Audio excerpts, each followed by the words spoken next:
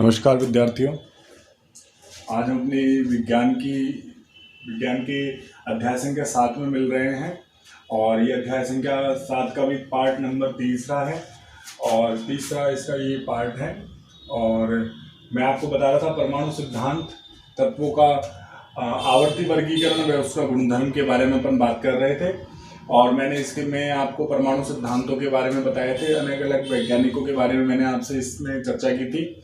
और आप इसको और बेहतर समझने के लिए हम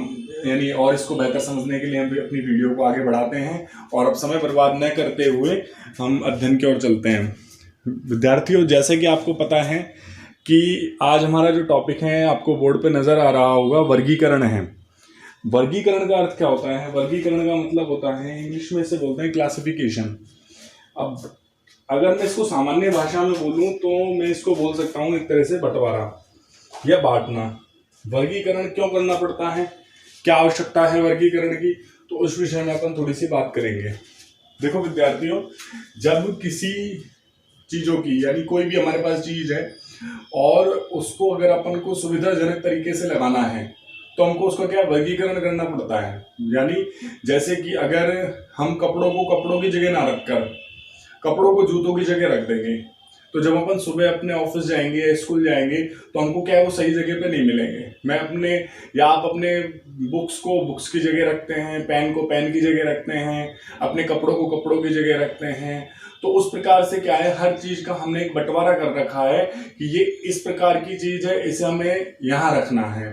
तो उसी प्रकार से वर्गीकरण की भी हमें आवश्यकता पड़ती है कि कौन सा तत्व किस प्रकार का है, कौन सा तत्व धातु है ये, या फिर कौन सा तत्व अधातु है, कौन सा गैस है, कौन सा सक्रिय गैस है या कौन सा अक्रिय गैस है। उन सबको उनके इस्तेमाल के आधार पर, उनके उपयोग के आधार पर उनको अलग अलग स्थान दिया गया है। इसी प्रकार इसी घटना को हम क्या बोलते हैं, वर्गीकरण। ठीक है, जैसे कि हम अपने वस्तुओं को, जैसे आप कभी किसी शॉप पे गए होंगे तो आपने देखा होगा, जब आपने शॉप वाले से कुछ सामान मांगा था 5 रुपए का 10 रुपए का, तो उसने क्या है देखो तुरंत एक जगह पे जाता है और वो जैसे हमने 5 रुपए का बिस्किट मांगा उससे, तो तुरंत अपने हाथ को एक पर्टिकुलर यानी परफेक्ट जगह पर लेकर जाता है और बिस्किट का पैकेट ले आता है। अगर वो सारे सामान को उटपटांग तरीके से रख देता, यानी कहीं उधर ही बिस्किट पड़े हैं, उधर ही साबुन पड़े हैं और उधर ही यानी सर्फ पड़ा है, सारी चीजें अगर उटपटांग तरीके से खाए तो उसको उस टाइम ग्राहक को यानी कितना टाइम में सामान देता वो और ढूंढने में कितना टाइम वेस्ट होता, जिससे क्या है उसकी दुकानदारी जो थी वो प्रभावित होती। इसीलिए यानी जिस प्रकार से एक व्यक्ति, एक दुकानदार या फिर एक ऑफिस में काम करने वाले व्यक्ति अपने समय की बचत करता है, उसी प्रकार वर्गीकरण हम जैसे विज्ञान के विद्यार्थियों को अध्ययन में सहायता करता है।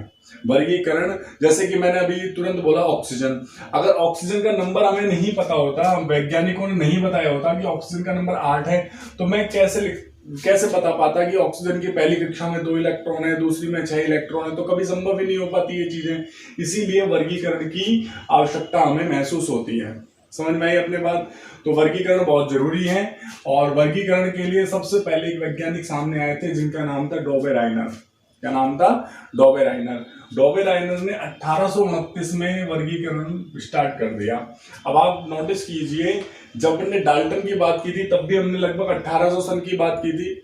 मैं बिल्कुल परफेक्ट सन पर नहीं जा रहा हूं, लेकिन आप नोटिस कीजिए, जब तक परमाणु सिद्धांतों के बारे में पूरी तरह से जानकारी नहीं हुई थी तो ये जो डॉबे-राइनर थे ये क्या तत्वों को आसानी से जमा पाते।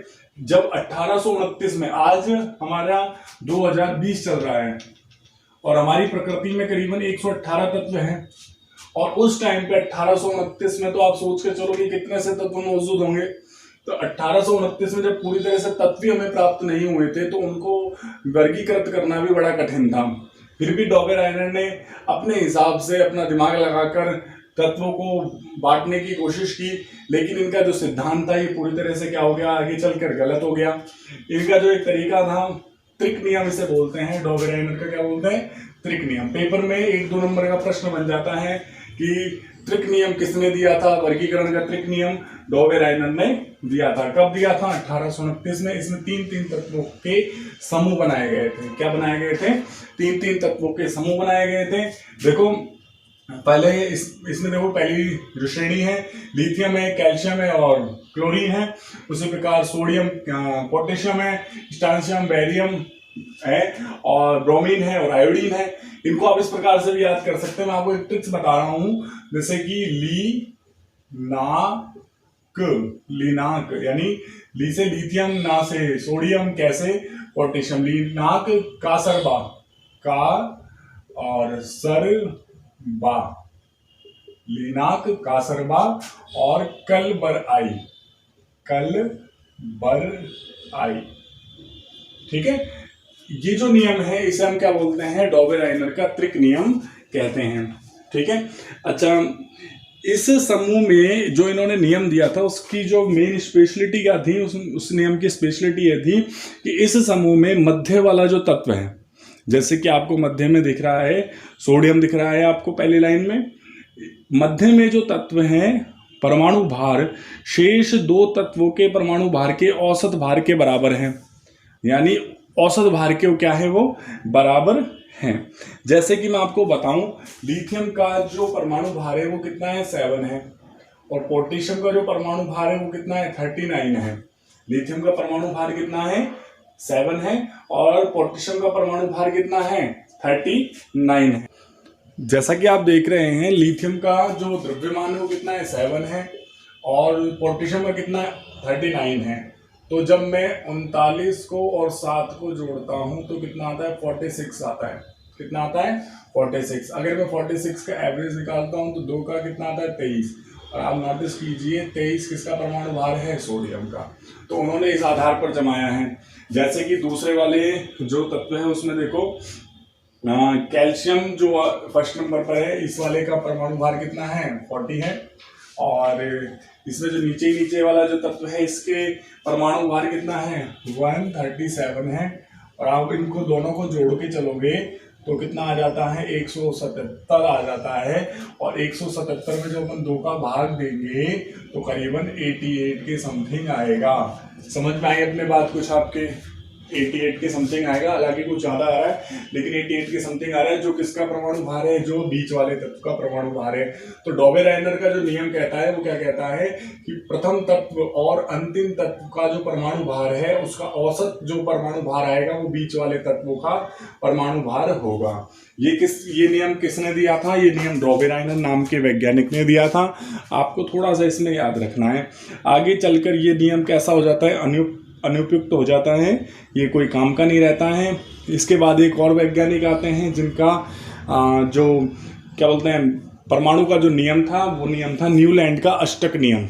क्या नियम था, न्यूलैंड का अष्टक नियम। इनके अनुसार तत्वों को उनके बढ़ते हुए परमाणु भार के आधार पर व्यवस्थित किया गया है। जैसे संगीत में सारे गामा पा धा नी सा होता है, और जो पहला स्वर है यानी 7 स्वर, बाद में जो 8वां स्वर आता है वो पहले स्वर जैसा होता है। समझ में आई अपने, जैसे संगीत में सा रे गा मा पा धा नी सा जो होता है, देखो जो ये वाला तत्व है वो इसी का ही सिमिलर है। सा फिर से आ गया है, रिपीट हो रहा है, यानी 8वां स्वर जो आता है वो 7वें स्वर के समान होता है। ठीक है, इनके अनुसार क्या है, इनके अनुसार आप देख रहे हैं जैसे कि लिथियम लिखा हुआ है, सबसे पहले इसमें क्या लिखा हुआ है, लिथियम लिखा हुआ है, फिर सोडियम है, फिर पोटेशियम है। ठीक है, अब मैं पहली लाइन से ही आपको अच्छी तरह से समझाने का प्रयास करूंगा।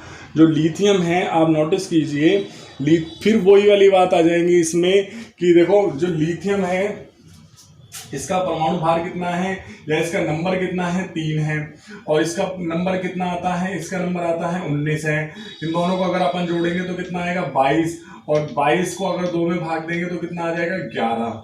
ठीक है ना, तो 11वें नंबर पर ये सोडियम प्राप्त हो रहा है, उसी के अकॉर्डिंग मैं चल रहा हूं। और दूसरी बात क्या है कि जो लिथियम के जो गुण हैं, लिथियम में अगर 8 जोड़ेंगे अपन, जैसे ये 3rd नंबर पर है, इसमें अगर अपन ने 8 जोड़े तो कितना आ गया है, 11। जो लिथियम के बाद इसका 8वां तत्व होगा वो सोडियम होगा, और सोडियम में अगर अपन 8 जोड़ते हैं तो कितना आता है, 19। 19वें नंबर पर कौन आता है, पोटेशियम। तो सोडियम किससे समानता रखता है, लिथियम से, और पोटेशियम किससे समानता रखता है, सोडियम से। तो यानी ये तीनों एक दूसरे से समान हैं। समान कैसे देखते हैं अपन, समान कैसे, देखो लिथियम का नंबर कितना है, 3। 3 है, तो पहली कक्षा में 2 और दूसरी कक्षा में कितना है, 1 है। ठीक है, तो इसकी संयोजकता कितनी आती है, 1 आती है। इसकी बैलेंसी कितनी है, 1 है। सोडियम देखो, सोडियम जो है इसका नंबर कितना 11 है, तो 2, 8 और 1, तो यानी इसकी बैलेंसी भी कितनी आ रही है, 1 आ रही है। तो दोनों सिमिलर हुए नहीं हुए। और पोटेशियम का नंबर देखिए 19 आता है, 19 है, 2, 8, 8 कितने हो गए, 10 और 8 18 और 1 19, तो इसकी बैलेंसी भी कितनी है, 1 है। तो यानी ये तीनों आपस में क्या है, समानता रखते हैं। इससे सिद्ध होता है कि जो प्रथम तत्व है उससे डायरेक्ट जब 8वां तत्व आता है तो वो प्रथम तत्व से क्या रखता है, समानता रखता है। और यही न्यूलैंड का अष्टक नियम है। ये जो नियम है ये भी आगे चलकर पूरी तरह से मान्य नहीं रहा, और यह भी नियम क्या हो जाता है, फ्लॉप हो जाता है। आगे जाके इस नियम को भी अमान्य घोषित कर दिया जाता है। इन दोनों वैज्ञानिकों के बाद एक और महान वैज्ञानिक आते हैं जिनका नाम है मेंडलीफ। मेंडलीफ के बारे में आपको अगली वीडियो में बताया जाएगा। आप इसी प्रकार हमारे चैनल से जुड़े रहें, इसको आप बार बार देखेंगे तो आपको समझ में आएगा। नहीं अगर आता है समझ में तो आप मुझे कमेंट बॉक्स में जाकर कमेंट करके मुझे बताएंगे। धन्यवाद।